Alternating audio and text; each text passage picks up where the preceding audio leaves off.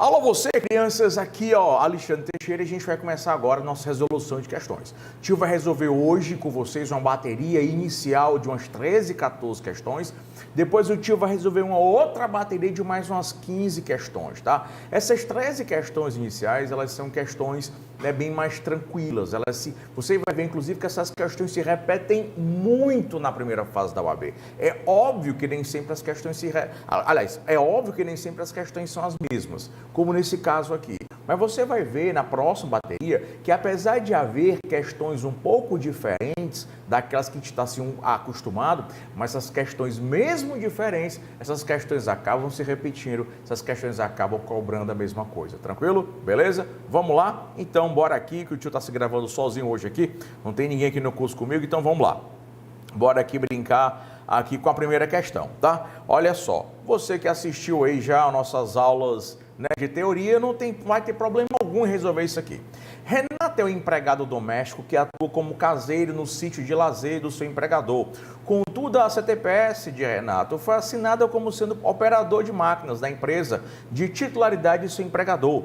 Renato tem receio de que, no futuro, não possa comprovar a experiência na função de empregado doméstico e, por isso, intenciona ajuizar a reclamação trabalhista para regularizar a situação. Considerando a situação narrada e o entendimento consolidado do TST, a assinale a correta. A questão aqui é o seguinte, o Renato era empregado doméstico e o empregador assinou a carteira dele como sendo o quê? Operador de máquinas, coisa mais comum do mundo, tá? Coisa mais comum do mundo, até para baratear, no Rio não, viu? Até para baratear os encargos sociais, não são os direitos trabalhistas. Engraçado, muito pelo contrário, a gente consegue baratear os encargos tributários e mesmo dando mais direitos para o empregado, porque você sabe que o empregado urbano, ele tem muito mais direitos que os empregados domésticos, mas o empregador, às vezes ele tem empregado doméstico, mas ele assina a carteira como se fosse empregado da empresa, porque os tributos acabam sendo bem menores, depende da modalidade, né, se é microempresa, empresa de pequeno porte, ou uma limitada, ou uma Eireli e tal, tá? Então, aconteceu foi o seguinte, na carteira de trabalho do empregado estava anotada uma função, estava anotada a função de operador de máquina, mas na realidade esse empregado exercia a função de trabalhador doméstico, tá? De empregado doméstico. E aí a gente vai ver o que é que vai prevalecer, né? Se é o entendimento, se é aquilo que está na carteira ou a realidade dos fatos. E a gente já viu isso aqui, inclusive, nas nossas aulas, letra A. Caso comprove que de fato é doméstico, tá? Renato conseguirá a retificação da sua CTPS, pois as anotações nelas lançadas têm presunção relativa de veracidade. A gente já estudou e já viu, inclusive nas primeiras aulas de teoria, que a anotação constitui da carteira de trabalho, presunção meramente relativa, juris tantum, admite prova em sentido contrário. Então, por mais que na carteira de trabalho de Renato esteja anotadas as condições de empregado urbano, operador de máquinas, mas na realidade dos fatos, tá? Primazia da realidade dos fatos. Tá? Ele tem a função mesmo de empregado doméstico, vai prevalecer a função de empregado doméstico, o juiz vai mandar retificar, vai mandar consertar, ajeitar, tá? Mudar a função dele de empregado ou de operador de máquina para empregado doméstico. Perfeito? Inclusive súmula 12 do TST e 225 do STF, uma vez que as anotações constantes da carteira de trabalho só tem presunção relativa de veracidade, a gente já está anotando aqui que a letra A, ela é muito parecida com a verdadeira. Somente o salário poderia ser objeto de demanda judicial para se comprovar que o empregado percebia valor superior ao anotado. A questão não fala de salário, tá? A questão aqui fala de anotação da CTPS, que é muito importante, como disse a própria questão, para o empregado comprovar que foi doméstico durante tantos anos, comprovar sua experiência durante tantos anos. Então, letra B de bola está falsa. Caso o Renato comprove que é doméstico, o pedido será julgado procedente. Até aqui está tudo ok, mas a alteração será feita com modulação de efeitos. Que é isso, tio? Da data da sentença para frente, falso. Essa sentença aqui, ela vai retroagir, ela vai ser ex tunc, retroage tudo, tá? Ex tunc, retroage tudo. Então é falsa. Letra D de dado, Renato não terá sucesso em sua reclamação trabalhista, a gente sabe que é falso, né? Renato comprovando que realmente é empregado doméstico, Renato vai ter a retificação da CTPS. Olha só, buscando profissionais experientes, questão 2. Tudo aqui é questão da FGV, que alguns eu coloquei qual era o exame, outras não, tá? Mas são todas da FGV, a gente deve resolver umas 30 questões só sobre esse tipo de contrato de trabalho. Buscando profissionais experientes para manusear equipamentos de alta tecnologia e custo extremamente elevado, uma empresa anuncia a existência de vagas para candidatos que possuam possuam 2 anos de experiência prévia em determinada atividade. A partir dessa hipótese apresentada, a assinale correta. Isso aqui, questão aqui, rapaz, você marca, inclusive sem nem olhar, tá? É óbvio que a gente já sabe, foi visto nas aulas, que o máximo que o empregador pode exigir de anotação em carteira, o máximo é de 6 meses, artigo 442A da CLT. Então vamos lá, a manifestação é inválida, porque o máximo de experiência que pode ser exigida é a de 6 meses, verdadeiro, artigo, inclusive, né? Artigo, inclusive, 442A da CLT, tá? A manifestação é inválida, verdadeiro, pois o empregador não tem o direito de exigir experiência prévia? Tem. Ele tem sim o direito de exigir experiência prévia só, que é no máximo 6 meses. A manifestação é inválida, porque o máximo de experiência que pode ser exigida é de 1 ano? Não, o máximo é de 6 meses, tá? E letra D de dado, a manifestação é válida, é falso, né? O empregador não pode exigir mais do que 6 meses, de experiência comprovada em carteira, tá? Eu juro por Deus, eu não consigo entender essa besteira aqui da CLT, não, mas tá na lei, né? Vamos obedecer, tá? Vamos lá. Por que, rapaz? Eu tenho um empregado com 6 meses e outro com com experiência de 6 meses, outro com 2 anos. Provavelmente vai contratar de 2 anos, tá? Então vamos lá. Uma empresa, questão 3. Uma empresa põe anúncio em jornal oferecendo emprego para a função de vendedor, exigindo que o candidato tenha experiência anterior de 11 meses na função. Diante disso, a assinale é a correta. Mais uma vez, vocês vão ver que as questões se repetem. Até quando a FGV ela sai do padrão dela e cobra uma questão diferente, tá? Como, por exemplo, na próxima bateria de questões, a gente vai ver teletrabalhador, que foram as 2 ou 3 questões. Vamos ver sobre grupo econômico, que depois da reforma trabalhista, o grupo econômico ele passou a ser visado pela FGV, mais umas 2 ou 3 questões, tá? Empregado doméstico, a gente viu lá umas 2 ou 3 questões. Então, e fora outras questões sobre alteração contratual que serão resolvidas na próxima bateria. Então, a mais uma questão se repete aqui, questão inclusive que já caiu na segunda fase da OAB, é de no máximo 6 meses que o empregador pode exigir. Mais uma vez aqui, né, artigo 442 da CLT. Você vai ver que se você estudar a teoria e depois resolver todas as questões da FGV com a gente aqui, com a nossa metodologia, claro que você não, assim, claro, não quer dizer que você não vai tirar 80, mas a gente está visando quanto? 40. Óbvio que cairão questões novas, questões inusitadas, questões que você não estudou, questões que talvez a gente não tenha visto aqui, mas entenda, amigão, né? 17 disciplinas você vê em 5 anos na faculdade. O nosso curso aqui é um curso extensivo, mas é um curso objetivo. Lembra que a gente estuda muito pouca coisa, a gente vai em cima da teoria da probabilidade. A probabilidade desses assuntos caírem são bem maiores do que outros assuntos, tá certo? Então, a exigência é legal, a gente sabe que é falso, né? Não pode exigir 1 ano, né? Perdão, não pode exigir 11 meses, porque o máximo é de 6 meses. E aí, pois a experiência de até 1 ano pode ser exigida, pode nada. A exigência não traduz discriminação no emprego, traduz sim de acordo com a lei, traduz, porque é no máximo 6 meses. A exigência é ilegal, pois o máximo que o futuro empregador pode exigir é 3 meses, não, tá? Aí são 6 meses de experiência, então só nos restou aqui a letra D de dado. A exigência é ilegal, pois o máximo que o futuro empregador pode exigir seriam 6 meses, perfeito? Vamos embora para cá. Questão 4, já é uma questão de terceirização. Luiz Henrique, essa questão deu confusão na época, porque essa questão aqui ela foi anterior à nova lei de terceirização e foi anterior à decisão do Supremo Tribunal Federal, mas mesmo assim, nessa terceirização aqui, que é a terceirização temporária da Lei 6.019/74, que é aquela terceirização que deu no máximo 180 dias, prorrogáveis por mais 90, nessa terceirização aqui, mesmo antes do entendimento do Supremo, o TST já entendia que você podia terceirizar a atividade fim, que a gente viu nossas aulas, tá? Luiz Henrique é professor de Direito Constitucional e, durante o período letivo, precisará se afastar por 2 meses para se submeter a uma delicada,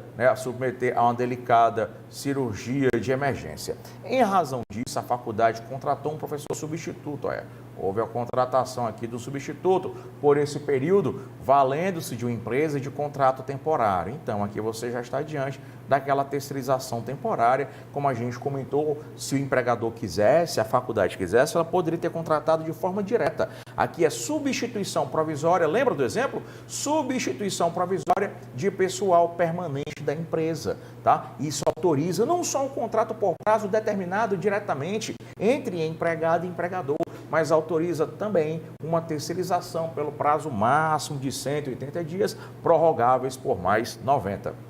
Diante da situação apresentada, considerando a jurisprudência do TST, a assinale a correta. Lembrando só que na terceirização, seja a terceirização temporária, que esse é o caso aqui da questão, ou aquela terceirização por prazo indeterminado da súmula 331 do TST, você pode terceirizar tanto a atividade fim, como pode terceirizar a atividade meio. Nessa época, no 15º exame de ordem, terceirizar a atividade fim era uma exceção, tá? Hoje, terceirizar a atividade fim é a regra geral. Então, letra A, caso se admitisse a validade dessa contratação, o professor contratado a título temporário não teria assegurado o mesmo valor da hora-aula. Foi o que eu falei para você nas aulas de terceirização, tá? Empregado terceirizado tem o mesmo direito ao salário base do empregado cujo contrato é por prazo indeterminado, do empregado que é contratado de forma direta, inclusive artigo 12, Artigo 12, deixa eu trocar aqui a caneta,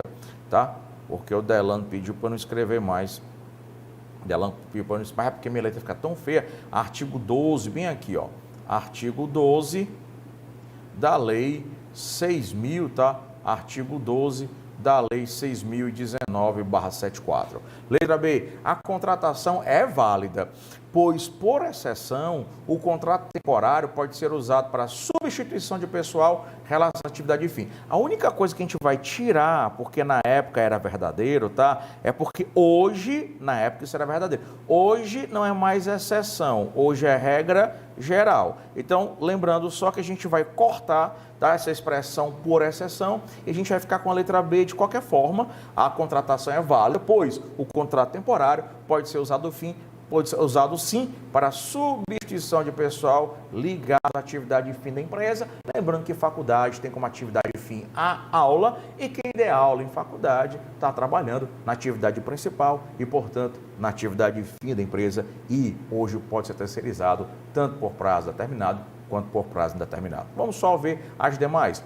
A contratação somente seria válida se o professor afastado concordasse com ela. A gente também estudou aqui o artigo 450 da CLT. Toda substituição, não, a CTL não, CLT. Toda substituição, CLT.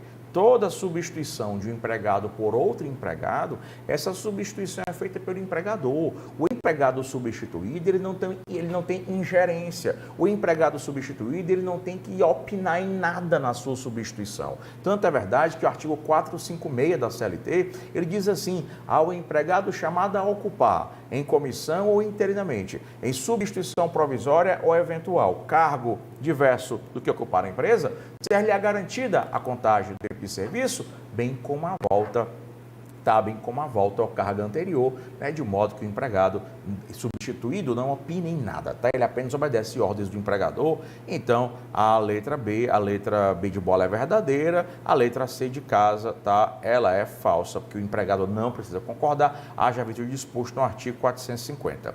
Inválida a contratação, pois a faculdade não poderia terceirizar a atividade de fim. Não poderia até antes do entendimento do STF, Mas com o entendimento do STF de dezembro de 2018, salvo engano, E o STF disse que hoje é perfeitamente possível, né, você terceirizar a atividade fim. Nessa época já era possível na Lei 6.019, só que era uma exceção. Hoje é a regra geral. Tranquilo? Bora para a próxima. ABC, olha só. ABC, manutenção e limpeza, manteve contrato de fornecimento de mão de obra de limpeza com aeroportos brasileiros. Eita, essa informação aqui é tudo. É empresa pública federal. Por ocasião da ruptura do contrato entre as empresas, Paulo, funcionário de ABC, deixa eu só ajeitar aqui. Paulo, funcionário de ABC, manutenção e limpeza. Cadê, menino? Paulo, funcionário de ABC, manutenção e limpeza, e que prestava serviço para aeroportos brasileiros, foi dispensado sem receber as verbas rescisórias. Ajuizou a ação trabalhista em face de ambas as empresas, sendo a empregadora revel. Olha, a empregadora foi revel. A tomadora de serviços, que é a Aeroportos Brasileiros, empresa pública federal, apresentou defesa com robusta documentação, demonstrando efetiva fiscalização no cumprimento do contrato, dos aspectos legais, sendo certo que o contrato foi cancelado justamente em razão desta fiscalização. Tu sabe que o tomador de serviços, via de regra, a gente comentou na aula, né? O tomador de serviços, via de regra, ele tem responsabilidade subsidiária. Mas em se tratando de empresa pública, sociedade de economia mista, autarquia, fundação pública e administração pública direta, em se tratando de administração pública direta e indireta, você sabe que a regra geral é que na terceirização a administração pública não tem qualquer tipo de responsabilidade, tá? A não ser que fique comprovada a falta de fiscalização. Nesse caso em particular, a questão não disse, a questão gritou que houve fiscalização e, consequentemente, né, estudamos aqui, súmula na aula de teoria, súmula 331, né? Súmula 331, ficou horrível a minha letra com isso aqui. Súmula 331, inciso 5º do TST, tá? Súmula 331, inciso 5º do TST, essa súmula, ela vai dar conta de que a administração pública, via de regra, ela não tem responsabilidade, a não ser que, pelo inadimplemento dos créditos trabalhistas do empregado, a não ser que ela não fiscalize, tá? Que não é o caso da questão. Então, letra A empresa pública federal responde solidariamente falso. Ela não responde. E se respondesse, responderia de forma subsidiária. Letra B de bola. A empresa pública federal responde subsidiariamente, nesse caso não, porque houve fiscalização. A empresa pública federal é parte legítima para figurar no polo passivo. Até aqui está verdadeiro, porque a legitimidade decorre da responsabilidade, tá? Se a empresa pública é responsável pelo pagamento, ela é parte legítima. Se ela não tem responsabilidade pelo pagamento, ela é parte legítima. Até aí tá lindo, mas por quê? Porque não tem vínculo de emprego com o Paulo? Não. Não é porque não tem vínculo de emprego, é porque não tem... O que, negada? Não tem responsabilidade. Ele começou bem bonitinho, né? Aí no final ele quis enganar você, mas você estudou aqui com a gente no site, você não vai ser mais enganado, tá?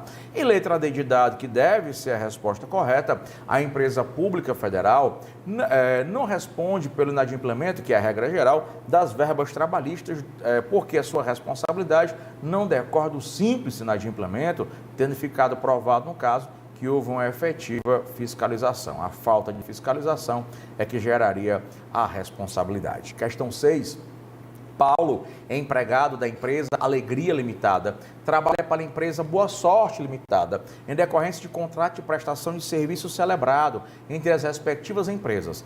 As atribuições por ele exercidas inserem-se na atividade meio da tomadora, a qual efetua o controle, olha só, a tomadora, olha só, atividade meio, beleza, hoje pode até atividade fim, né? Então, atividade meio da tomadora, olha aqui o detalhe, a tomadora é quem efetua o quê? o controle da sua jornada de trabalho e da sua prestação pessoal de serviços, emitindo ordens diretas ao trabalhador. Tu lembra que na aula de terceirização eu disse que isso não podia ser feito? Tu lembra que na aula de terceirização eu disse que quando você pega uma empresa prestadora de serviços idônea, decente, ela deixa, até deu exemplo do condomínio, né? Até deu exemplo do condomínio, ela deixa no condomínio, né? Ela deixa no condomínio um administrador, então o síndico, isso aqui pode ser qualquer empresa, porque o que é mais próximo de nós dois aqui é o condomínio. Então, se o síndico quiser dar alguma ordem,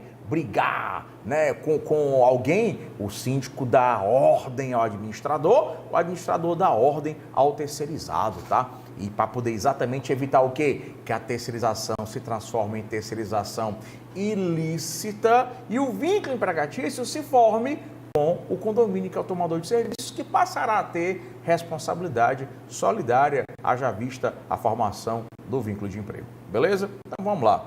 A terceirização é ilícita, verdadeiro. Opa, verdadeiro. Ui. A terceira, deixa eu apagar aqui. Pronto. A terceirização é ilícita, né? Cadê? Ah, eu passei, foi aqui, peraí. A terceirização é ilícita, acarretando a nulidade do vínculo de emprego com a prestadora, tá? E o reconhecimento do vínculo empregatício direto com a tomadora, tá? A tomadora passará a ser a empregadora e terá responsabilidade solidária. A empresa prestadora de serviços, ela mantém a sua responsabilidade, só que o vínculo de emprego vai ser feito com quem agora? O vínculo de emprego vai ser com o tomador de serviços, que passa a ter também responsabilidade, e a empresa prestadora terá apenas responsabilidade solidária pelos créditos de empregado. Tranquilo? Aqui você vai ter, né, a súmula, né, 331, né, inciso, súmula 331, inciso 4º do TST, né? Súmula 331, inciso 4º. A terceirização é ilícita, sim, aqui é a verdadeira, né? A terceirização é ilícita, beleza. Acarretando a responsabilidade subsidiária, não. Quando a terceirização for ilícita, a responsabilidade, além do vínculo empregatício se formar diretamente com o tomador, quando houver terceirização ilícita, a responsabilidade ela é do tipo solidária, tá? A terceirização é lícita, falso, e também não é subsidiária. Bem, se fosse lícita seria, desculpa, né? Se fosse lícita seria subsidiária, mas acontece que ela é ilícita, então tá falso. A letra D de dado, ela é lícita, é nada, né? Mas de forma alguma, tá? Ela é ilícita. Aí, acarretando a responsabilidade da tomadora pelas obrigações inadimplidas, não, né? Ela é a própria empregadora que passa a ter responsabilidade solidária. Letra D de dado, né? Ela, a mesma coisa, né? Ela é a própria empregadora que passa a ter responsabilidade solidária. E sem esquecer que a empresa prestadora também mantém a sua responsabilidade solidária no caso de terceirização ilícita, apesar de que o vínculo empregatício vai com o tomador. Reinaldo trabalha em uma empresa olha só, Reinaldo trabalha numa empresa cujo regulamento interno prevê que o empregador pagará a conta de telefone do empregado até o limite de 150, tá? Até o limite de R$150. Então, o empregador vai pagar a conta de telefone do Reinaldo, tá? Até o limite de R$150. Posteriormente, havendo grave crise no setor em que a empresa atua, o regulamento interno foi expressamente alterado, que dali em diante a empresa arcará com a conta dos celulares até o limite de R$50. Rapaz, alteração do contrato de trabalho, né? Alteração do contrato, você vai ver que a alteração, até o final disso aqui, a alteração do contrato de trabalho é o pau que rola. Na próxima bateria de questões, você vai ver que a alteração do contrato de trabalho é o pau que rola na primeira fase da OAB e na segunda fase da OAB também, viu? Segunda fase trabalho aí, eu e você, na segunda fase de direito de trabalho. Então foi o que você viu. Reinaldo era empregado da empresa e quando o Reinaldo entrou na empresa, o que é que as normas internas da empresa diziam? Paga-se lá de 150. Depois o empregador alterou o regulamento interno de empresa e, consequentemente, alterou os contratos de trabalho para pagar apenas R$50. Esse tipo de alteração além de requerer o consentimento do empregado, ela é ilícita. Ela é ilícita por quê? Porque trouxe prejuízo. Agora, cuidado, uma dica que no próximo bloco de questões, ou nesse bloco ou no outro, eu não lembro, vamos resolver uma dessa. Ela é ilícita porque quando o Reinaldo entrou na empresa, a empresa já dizia que pagava 150. Depois que ela disse que ia pagar só 50, para Reinaldo não vale, porque para Reinaldo, que já era empregado na época dos 150, para Reinaldo essa alteração é prejudicial. Agora, para os empregados, cuidado com isso aqui, olha a dica.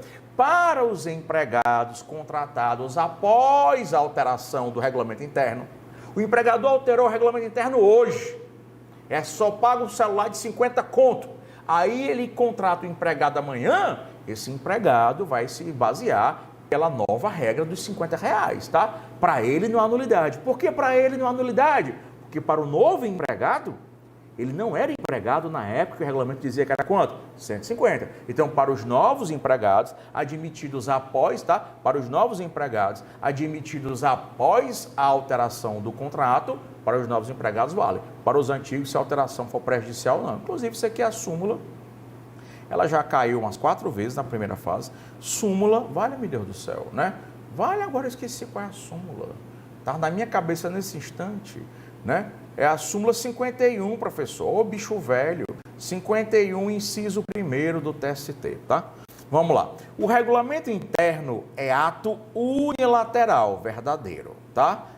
Até aqui está verdade. É ato unilateral de vontade do empregador. Sim, o regulamento interno de empresa, só quem altera é o empregador. O empregador não precisa de consentimento para alterar o regulamento interno. O que o empregador precisa de consentimento é para alterar o contrato, tá? Que poderá modificá-lo a qualquer momento, verdadeiro. Daí não há direito adquirido e a nova condição se aplica a Reinaldo é falso. Primeiro que há direito adquirido sim. Já quando o Reinaldo foi admitido, era 150, não pode para Reinaldo, não pode passar para 50, porque de Reinaldo já adquiriu o direito ao pagamento dos 150. Agora, para os empregados admitidos após a alteração, o que vale é a nova regra. Então, a letra é falsa. A alteração somente é válida para aqueles que foram admitidos anteriormente à mudança. É o contrário, né? É só para os que foram admitidos posteriormente, né? Posteriormente à mudança. Tá falsa. A alteração é válida, mas só alcança os admitidos posteriormente à mudança, não podendo alcançar a situação de Reinaldo. O item C é verdadeiríssimo. E letra D de doida. A alteração feita pela empresa é ilegal, tá? É ilegal sim, porque traz prejuízo, pois, uma vez concedida a benesse, ela não pode ser retirada em momento algum até estar verdadeiro. Para nenhum empregado, atual e futuro. Para os atuais, realmente não pode não, tá? Mas para os futuros admitidos após, pode sim, né? Então o item é falso. Questão 8. Questão 8. Uma empresa contrata plano de saúde para seus empregados, sem custos para os mesmos, com direito à internação em quarto particular. Então, o contrato diz que a internação é quarto particular. Posteriormente, estando em dificuldade financeira, resolve alterar as condições do plano para uso de enfermaria. Depois ele alterou para enfermaria, e é claro que enfermaria é pior, né? Do que coletiva, é cheio de gente, né? Conversando e você querendo dormir. Para enfermaria coletiva, em substituição ao quarto particular. Após a alteração, o empregado é contratado. Então, se esse empregado é contratado após a alteração, infelizmente, ele não vai poder exigir o quarto particular, vai só poder ficar na enfermaria. Súmula 51, né, inciso 1º, né, súmula 51, inciso 1º do TST. Então, letra A, o empregado passa mal e exige o quarto particular. A gente já viu que ele não pode exigir. O empregado está correto, pois não pode haver autorização contratual que traga malefício para os que já estavam na empresa à época do quarto particular. A alteração para eles não vale, porque é prejudicial. Mas para os admitidos após a alteração, na vida deles só houve aquela enfermaria, ponto final. Está falsa. O empregado está errado, pois sua contratação já ocorreu na vigência das novas condições, retirando o direito ao quarto particular, verdadeiro. O empregado está correto, pois as vantagens atribuídas à classe trabalhadora não podem retroceder. Pode sim, infelizmente, tá? O empregado teria direito ao quarto particular se comprovasse que a doença teve origem antes de ser contratado, não. A questão aqui toda é após a contratação. Vamos lá. 9. Um determinado empregador paga, essa aqui é top, um determinado empregador paga salários dos seus empregados no primeiro dia útil do mês subsequente ao vencido. Então, ele paga o salário dos empregados no primeiro dia útil, coisa mais comum do mundo acontecer, no primeiro dia útil do mês subsequente ao vencido. Encontrando-se em situação financeira delicada, pretende passar a honrar a obrigação, mas ele vai alterar para o quinto dia útil do mês subsequente. Ao invés de pagar no primeiro dia útil do mês subsequente, vai pagar no quinto dia útil ao vencido, como normalmente fazem os seus concorrentes, a partir da hipótese lá e vai. À primeira vista, cuidado com essa pegadinha da FGV, tá? Cuidado com essa pegadinha da FGV sobre a alteração do contrato. À primeira vista, a gente pensa que a alteração é prejudicial. Não é? Porque se o cara recebe dia primeiro, o que é que ele faz? Coloca todas as contas dele para vencer quando? No quinto dia útil. Se ele passa a receber no quinto dia útil, ele não vai ter tempo de pagar as contas e vai acabar atrasando. Aí você, então, ela é prejudicial, consequentemente é nula. Só tem um pequeno detalhe. Qual é o pequeno detalhe? É que o artigo 459 da CLT, ele diz que o empregador tem o direito de escolher. É escolha do empregador, quem escolhe é o empregador tem o direito de escolher a data de pagamento do empregado, desde que ele faça num prazo máximo. Qual é o prazo máximo? Até o quinto dia útil do mês subsequente ao vencido. Então, desde que ele respeite até o quinto dia útil, um mês ele pode pagar no primeiro dia útil, um mês ele pode pagar no segundo, um mês ele pode pagar no quinto dia útil, desde que ele não ultrapasse o quinto dia útil do mês subsequente ao vencido. A alteração contratual, por ser lesiva, é inválida, aí é que está. Essa alteração contratual, ela é lesiva, mas tem expressa permissão legal, que é o caso do artigo 459, por mais que ela seja lesiva, não vai ser nula, porque o 459 permite que o empregador escolha a data de pagamento até o quinto dia útil. A alteração é válida, pois a nova data encontra-se dentro do limite legal, verdadeiríssimo. A alteração somente pode ser realizada se houver acordo coletivo? Não, porque a lei não prevê acordo coletivo, muito pelo contrário, deixa o empregador sozinho, para vontade própria, para alterar o contrato. E letra D de doidinha, a alteração da data somente prevalecerá para os admitidos após a mudança? Não, porque é a escolha do empregador a data em que ele vai pagar os seus empregados. Questão 10. Relativamente à alteração do contrato de trabalho, é correto afirmar. Essa questão aqui, vou dizer para você, ela é muito antiga, mas eu não prometi que resolver todas. Pronto, promessa é dívida. Uma questão dessa, hoje é difícil a FGV cobrar uma questão desse tipo. Por que, professor, é difícil cobrar uma questão desse tipo? Porque ela sempre coloca um caso concreto. E você está vendo que ela não colocou um caso concreto. Mas mesmo assim eu vou resolver, porque o conteúdo dela nos interessa, tá? Então vamos lá. Deve ser aqui dos primórdios, 2010.2, 2011, 2012. Vamos lá. Letra A. É considerada alteração unilateral, vedada em lei, a determinação ao empregador para que o empregado com mais de 10 anos reverta a função do cargo efetivo. Isso aqui é falso, a gente já viu que a reversão, cadê? A reversão, ela é sempre possível. A reversão é sempre possível. Parágrafo único do artigo 468 da CLT, e não interessa a quantidade de anos que o empregado tenha, tá? Ela é sempre possível, perfeito? Então tá falsa.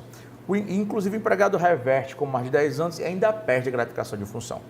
O empregador pode, sem anuência do empregado exercente de cargo de confiança, transferi-lo, olha só, cuidado com isso aqui, exercente de cargo de confiança, transferi-lo com mudança de domicílio para a localidade diversa daqui resultar o contrato. Até aqui está verdadeiro. Lembra que eu falei na aula de teoria que o pessoal que tem função de confiança, o contrato não fala nada, mas o contrato já tem uma cláusula implícita de transferência? Agora, independentemente de real necessidade de serviço, está falso. Né? O empregador sempre tem que provar, em qualquer caso, o empregador sempre vai ter que provar a real necessidade de serviço, OJ 113, tá? Da SDI 1 do TST, OJ 113. O empregador pode, sem anuência do empregado cujo contrato tenha cláusula implícita ou explícita, transferi-lo com mudança de domicílio. Até aqui está verdadeiro, porque se o contrato tem cláusula explícita, o contrato já prevê. Se o empregado assinou, lembra que eu falei? Se o empregado assinou, então ele já está concordando com a possibilidade de transferência. Ou cláusula implícita, como é o caso da função de confiança. Para localidade diversa, daqui restar o contrato. No caso de real necessidade de serviço, sempre, né? Sempre real necessidade de serviço. A parágrafo 3º do artigo 469 da CLT, sempre correta aqui por enquanto, letra C de casa. E o adicional de transferência de 25% nas provisórias, verdadeiro e definitiva, falso, né? Adicional de transferência, que é o mesmo parágrafo 3º do 469, é só quando a transferência for provisória.